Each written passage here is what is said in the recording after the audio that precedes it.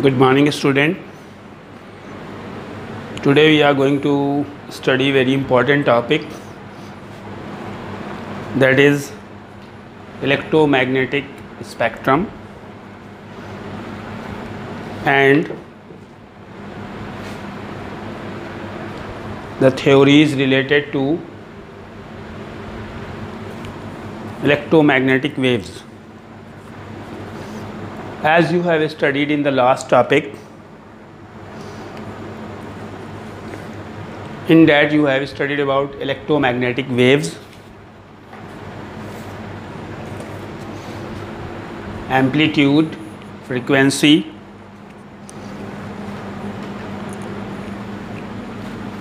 and wavelength. As you are seeing in the figure, this is a wave and this point, top point, it is a crust. This is also crust. You have studied already about this.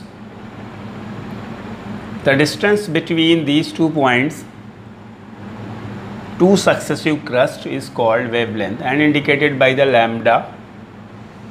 And you have learned about C is equals to nu into lambda. That's mean frequency and wavelength, the multiply of frequency and wavelength will be equal to the velocity of the wave, and this velocity is always equals to the velocity of light for electromagnetic waves. Now very special point, that is wave number. Wave number, nu bar. As you are seeing, start from here and up to here, this is one wave. यहाँ से start करेंगे और यहाँ तक जाएंगे, ये एक wave complete हुई. Then again this is started from here and here, 2 waves, 2 cycles, 2 oscillation, 2 vibration. अगर हम कोई एक पर्टिकुलर लेंथ लें, सपोज कीजिए यहाँ से यहाँ तक ये 1 सेंटीमीटर है, या कोई भी यूनिट लेंथ है यहाँ तक, तो यहाँ तक कितनी वेव्स हुई? यहाँ तक ये हुई 1 और ये हुई यहाँ तक गई, ये यहाँ पहुँचने में इतना टाइम, ये लेंथ कवर करी, तो 1 तो कंप्लीट हुई और ये हुआ 1/4, यहाँ तक हुआ हाफ, ये फुल. तो number of waves in a unit length is called wave number. That's mean 1 centimetre या 1 मीटर पे जितनी भी वेव्स होंगी, number of waves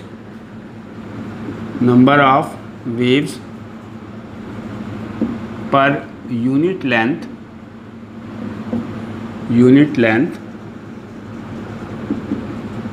is called wave number. और इससे हम किससे डोनेट करते हैं? न्यू बार से, nu bar. And this is equals to 1/λ. That's mean it is a reciprocal of wavelength.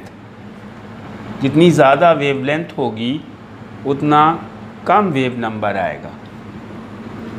So if you want to calculate the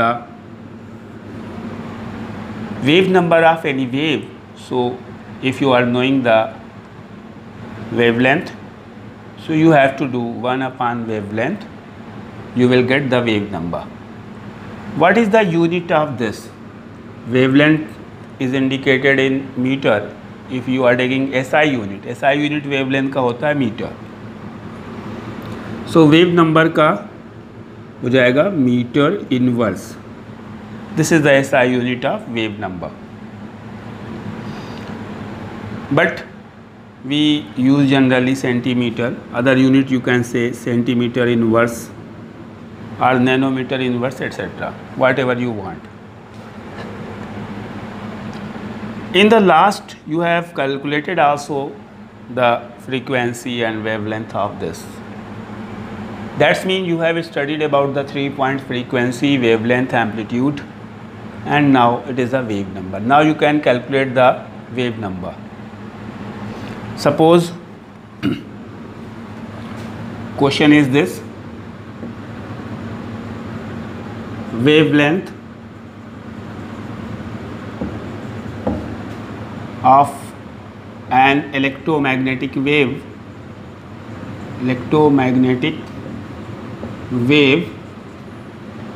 is 4000 angstrom. What will be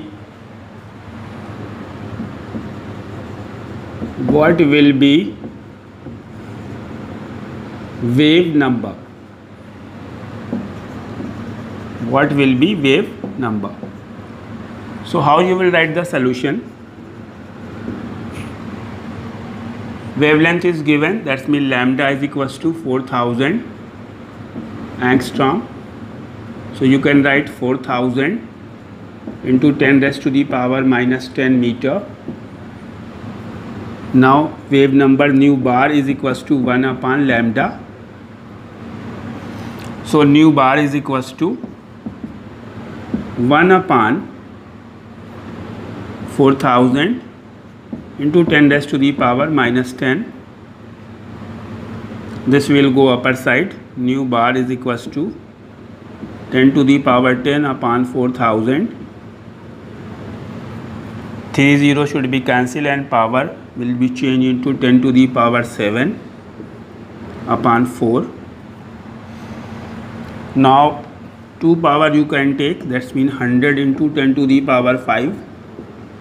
10 to the power 7 में से 100 निकाल लिया, 2 0 हटा लिए, 10 to the power 5 बच जा, that's equal upon 4. So this is 25 into 10 to the power 5, and now you can write into 2.5 into 10 to the power 6 meter inverse. So this is the numerical based on the wave number. So now you can solve so many questions related to the wave number, frequency, wavelength, etc. Now dear student, the next very important topic point, that is electromagnetic radiation. Electromagnetic radiation, or you can say a spectrum. You have listened about so many waves: cosmic waves, visible light, infrared rays, ultraviolet rays. They all are electromagnetic waves. They have same velocity. सबकी velocity same है, और वो velocity क्या है? वो है velocity of light, that c is equals to 3 into 10 raised to the power 8 meter per second. सो फिर उनमें डिफरेंस क्या है? डिफरेंस उसमें फ्रीक्वेंसी और वेवलेंथ का है. पहले भी हम सारी इलेक्ट्रोमैग्नेटिक वेव्स को हमने एक बंच बना लिया. किसी की फ्रीक्वेंसी ज़्यादा है, जिसकी फ्रीक्वेंसी ज़्यादा है उसकी वेवलेंथ कम है, और जिसकी वेवलेंथ ज़्यादा है उसकी फ्रीक्वेंसी कम है. इन सारी वेव्स को हमने एक आर्डर में सेट कर दिया. फ्रीक्वेंसी को फ्रीक्वेंसी के एक आर्डर बनाई, फ्रीक्वेंसी की डिक्रीजिंग आर्डर. जिसकी फ्रीक्वेंसी सबसे ज़्यादा है उसको सबसे पहले रखा, और जिसकी फ्रीक्वेंसी कम है उसको सबसे बाद में रखा. After that a sequence you have got. अब जिसकी फ्रीक्वेंसी ज़्यादा है, सपोज कीजिए हाई फ्रीक्वेंसी, सो लो वेवलेंथ. तो अगर किसी की फ्रीक्वेंसी ज़्यादा है, यहाँ पे रखेंगे हम, जैसे हमने कॉस्मिक वेव्स रखा, कॉस्मिक वेव्स, इनकी फ्रीक्वेंसी सबसे ज़्यादा है. तो इसका मतलब ये है कि इसकी वेवलेंथ कॉस्मिक वेव्स की सबसे कम है. तो हमने फ्रीक्वेंसी के डिक्रीजिंग आर्डर में लगाया सबको, cosmic waves, X rays, ultraviolet, इसके बाद आया विजिबल लाइट, इसके बाद infrared rays, after that microwaves, then radio waves. ये डिक्रीजिंग ऑर्डर है फ्रीक्वेंसी का।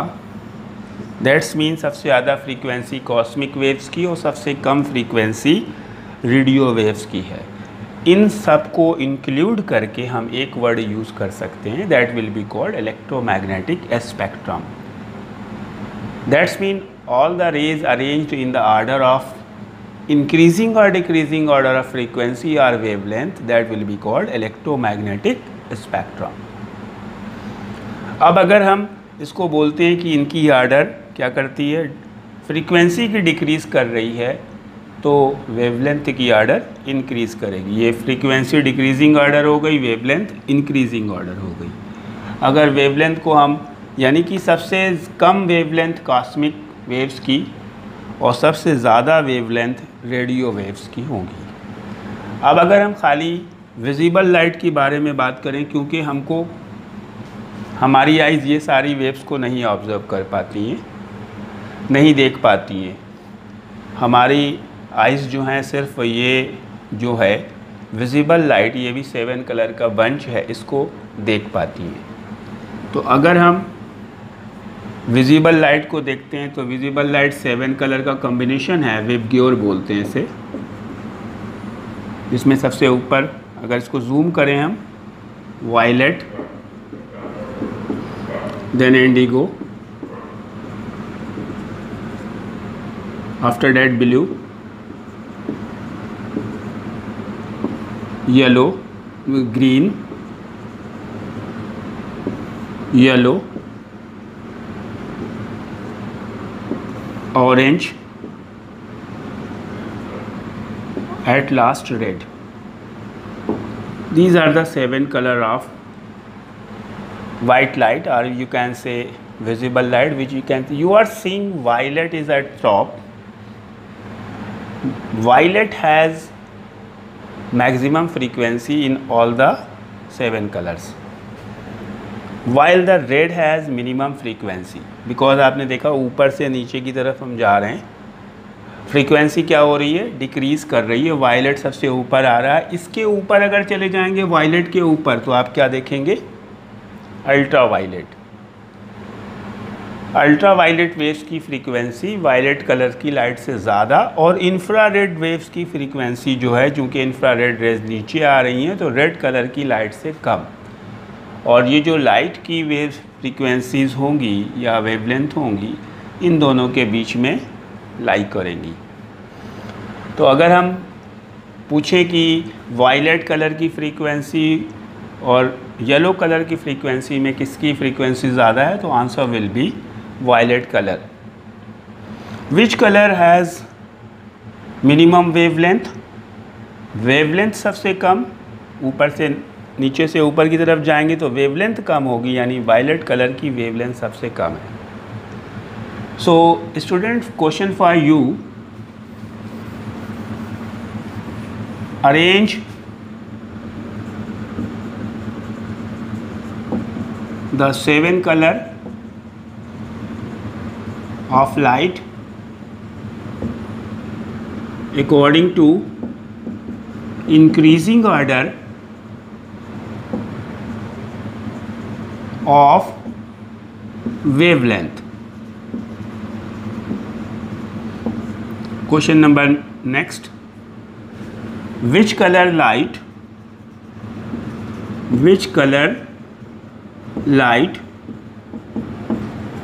has minimum frequency?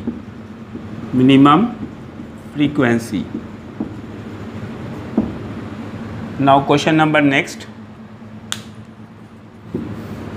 आप यहाँ पे बता सकते हैं इजली, और आपको कमेंट सेक्शन में जाकर के आप अच्छे से उसको लिख सकते हैं। What is the range of visible light according to wavelength, according to wavelength।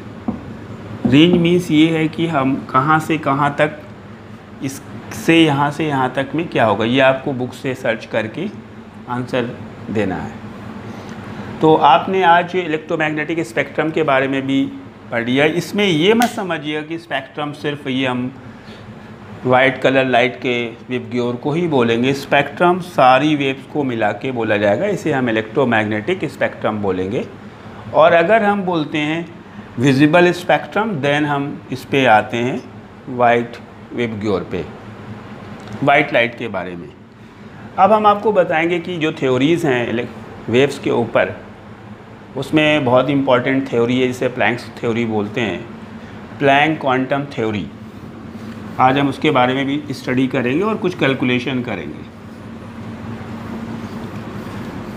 Planks ने बताया जो वेव्स हैं, जो वेव्स निकल रही हैं, वो एक लाइट वेव्स को लेके अगर आप चलें तो एक एनर्जी के बंडल्स के फॉर्म में है। मीन्स ये है कि उनमें से एक तरह का पैकेट निकल रहा है। जैसे वेव्स हम बना रहे हैं तो इस तरह से हम इंडिकेट कर रहे हैं ये कंटिन्यूअस है। हमने आपको बताया ऐसे वेव्स चल रही हैं, ये तो देखिए ये डिसकंटिन्यूअस नहीं है कहीं पे, ये कंटिन्यू चल रही है। लेकिन प्लैंक्स ने बताया कि ये वेव्स जो है एक एनर्जी का बंडल है, बंच है, और जो कि एक छोटे छोटे एनर्जी बंडल से मिलके बना है, जिसको हम क्वांटा या फोटॉन बोलते हैं, फोटॉन बोलते हैं। और अगर हम मैग्नेटिक अगर हम लाइट वेव्स की बात करें तो क्योंकि ये फोटॉन जो है लाइट का सबसे छोटा पार्ट्स बोला जाता है, तो हम उसे फोटॉन ही बोलेंगे। लेकिन दोनों के लिए, हर तरह की वेव्स के लिए क्वांटा या फोटॉन बोलेंगे। क्वांटा किसी भी तरह की वेव्स का स्मॉलेस्ट फॉर्म है, जबकि फोटॉन जो है सिर्फ लाइट वेव्स का है। उन्होंने बताया जो वेव्स हैं वो एक एनर्जी का बंडल हैं, बंचेस के फॉर्म में निकल रही है, और वो एक इंटीग्रल वैल्यू में निकलती है, होल नंबर में निकल रहे हैं। ऐसा नहीं है कि आधा फोटॉन या 1.5 फोटॉन या 7.5 फोटॉन, ऐसा कभी नहीं निकलेगा। या तो 1 फोटॉन निकलेगा, 1 क्वांटा निकलेगा, या 2 निकलेगा, या 3 निकलेगा, 4 निकलेगा।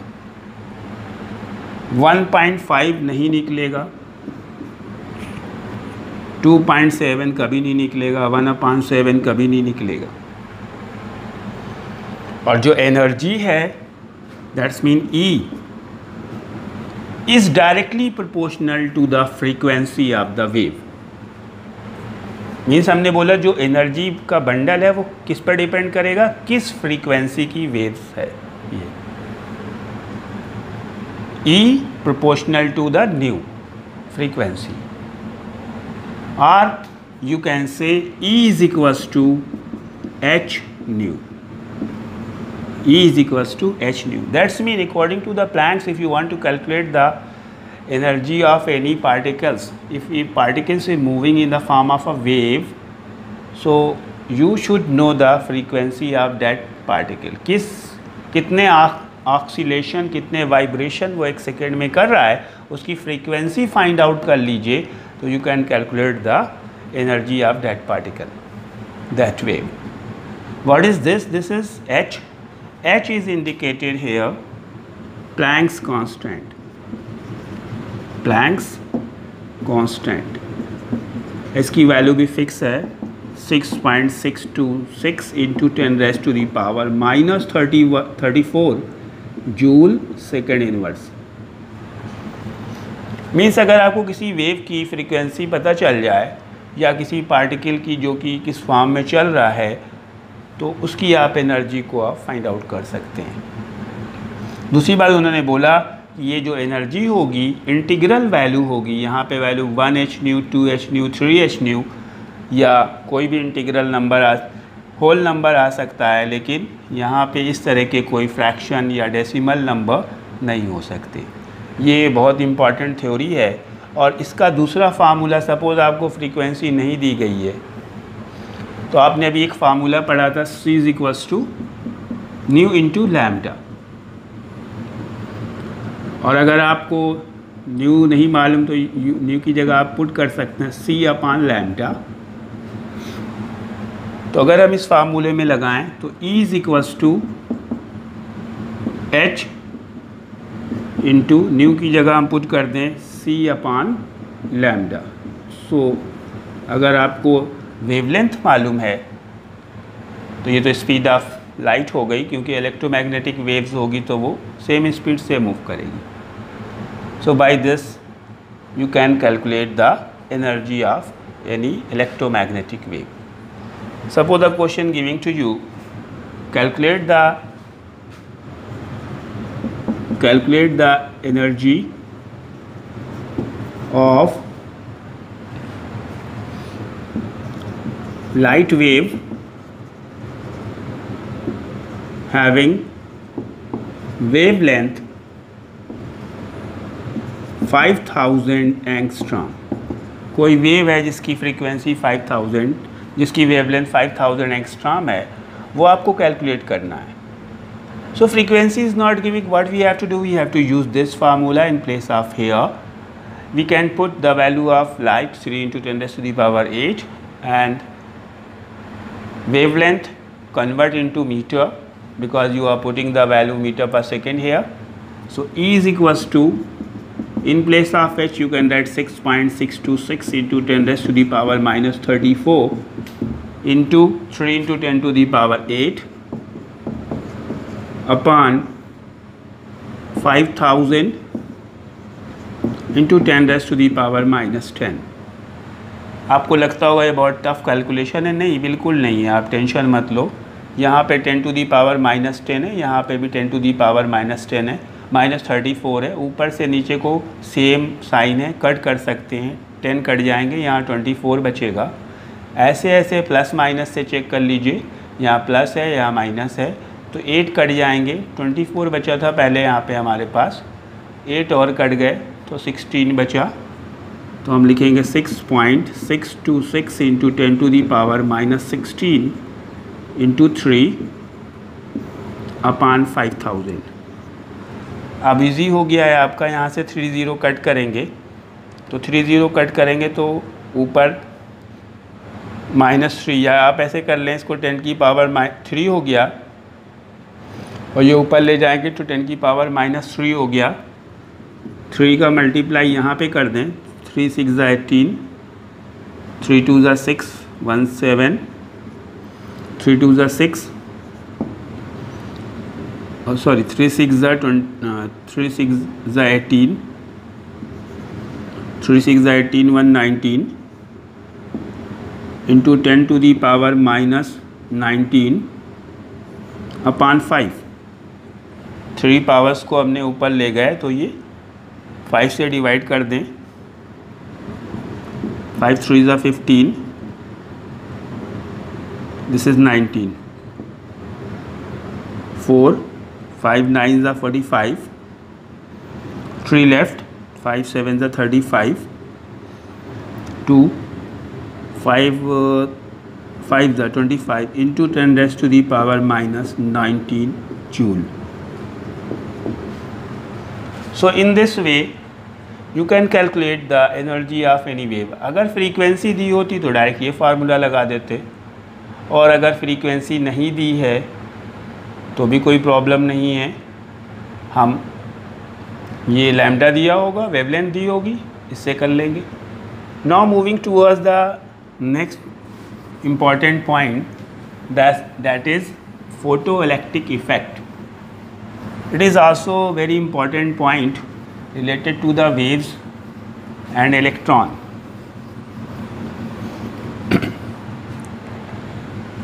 अभी आपने देखा कि लाइट वेव्स में बताया गया एनर्जी होती है और वो फोटान से इंडिकेट करी जाती है उसकी मिनिमम एनर्जी जो है, और अदर को क्वांटम से करते हैं, क्वांटा से। अगर कोई मेटल की सरफेस लेते हैं हम, ये मेटल के कोई पीस है और इस पे हम कोई लाइट की वेव स्ट्राइक करें,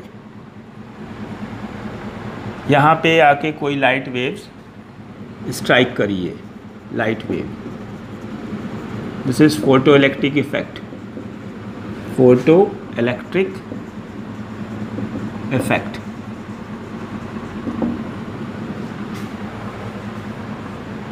इस वेव्स में फ्रीक्वेंसी होगी, डेफिनेटली होगी, क्योंकि वेव है तो फ्रीक्वेंसी होगी, और इसकी फ्रीक्वेंसी कुछ भी हो, जब फ्रीक्वेंसी है तो एनर्जी होगी। सपोज़ कीजिए इसकी फ्रीक्वेंसी और एनर्जी के हिसाब से E is equals to h new,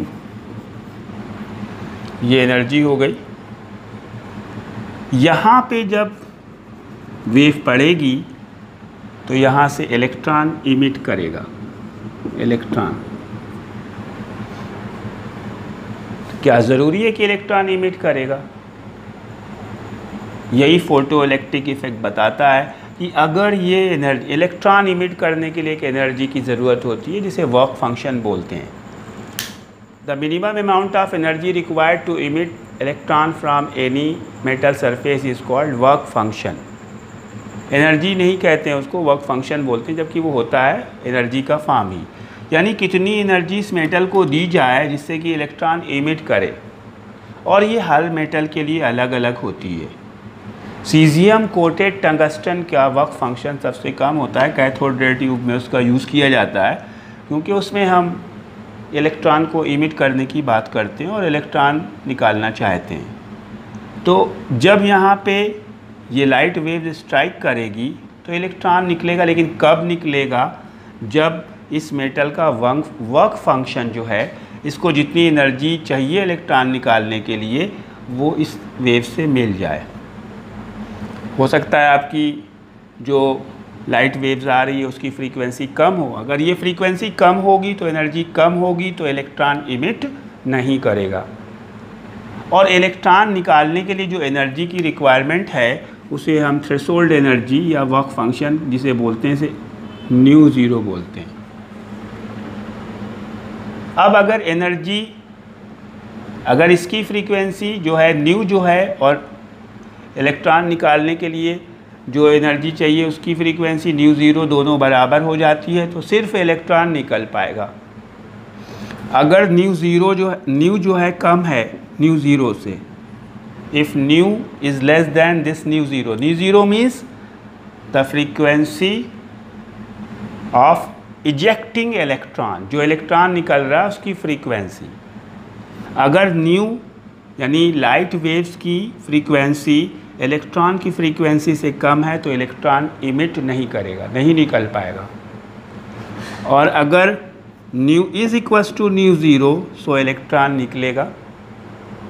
और if nu is greater than nu zero, अगर ये फ्रीक्वेंसी ज़्यादा हो जाएगी तो इलेक्ट्रॉन निकलेगा, और बाकी एनर्जी कहाँ जाएगी? फिर बची हुई एनर्जी का क्या यूज़ होगा? क्योंकि जब ये ज़्यादा होगा तो एनर्जी भी ज़्यादा होगी, इलेक्ट्रॉन निकालने के लिए तो उतनी ही एनर्जी जितनी चाहिए उतनी ही से निकलेगी। तो जो बची हुई एनर्जी है वो काइनेटिक एनर्जी में, यानी इलेक्ट्रॉन की वेलोसिटी को बढ़ाने में यूज़ हो जाएगी। समझ में आ रहा है आपको? यानी कि जो आइंस्टीन ने उसके बाद एक इक्वेशन बनाई, that's mean the energy, this energy E is equals to W plus half mv², या आप ये कह सकते हैं h nu is equals to, ये तो वर्क फंक्शन है जो कि एक तरह की एनर्जी है, तो यहाँ हम बोलेंगे h new not plus half mv²। Means ये है कि जो एनर्जी कोई भी विजिबल लाइट के थ्रू या लाइट वेव्स के थ्रू सरफेस पे पड़ेगी, वो एनर्जी दो पार्ट में डिवाइड होगी। One two exact the electron, यानी इलेक्ट्रॉन निकालने के लिए सरफेस से बाहर, और दूसरा टू एक्सिलरेट द इलेक्ट्रॉन, बची हुई एनर्जी जो है वो उस इलेक्ट्रॉन की वेलोसिटी को बढ़ाने में यूज़ हो जाएगी। इसे आइंस्टीन फोटोइलेक्ट्रिक इक्वेशन बोलते हैं, बहुत इम्पॉर्टेंट है। और ये कॉन्सेप्ट भी आपको, और इसी कॉन्सेप्ट से ही बहुत सारी चीज़ें आजकल, बहुत सारे मॉडल, बहुत सारी डिवाइसेस बनाई जा रही हैं जिसमें किस मेटल का यूज़ करें और उससे कितनी एनर्जी निकलेगी उसका कॉन्सेप्ट यूज़ करते हैं। तो student, I think you have understand about this is very important and tough topic. You have to do the numerical on this. One more thing I want to tell you about this photoelectric effect. अगर ये energy ज़्यादा होगी तो ये मत समझिए कि electron ज़्यादा निकलेंगे। अगर ये एनर्जी ज़्यादा होगी तो इलेक्ट्रॉन की स्पीड बढ़ेगी, वेलोसिटी बढ़ेगी, काइनेटिक एनर्जी बढ़ेगी। अगर आप ज़्यादा इलेक्ट्रॉन निकालना चाहते हैं सरफेस से, सपोज़ कीजिए 1 इलेक्ट्रॉन निकल रहा है, तो हमें एनर्जी की ज़रूरत नहीं है। यहाँ पे लाइट की इंटेंसिटी बढ़ानी पड़ेगी। More intense light ejected more electron and more energetic light causes more kinetic energy of the electron. Okay student, that's enough for today. Thank you. See the video properly and make notes it and solve the question also. Ask the question. Good night.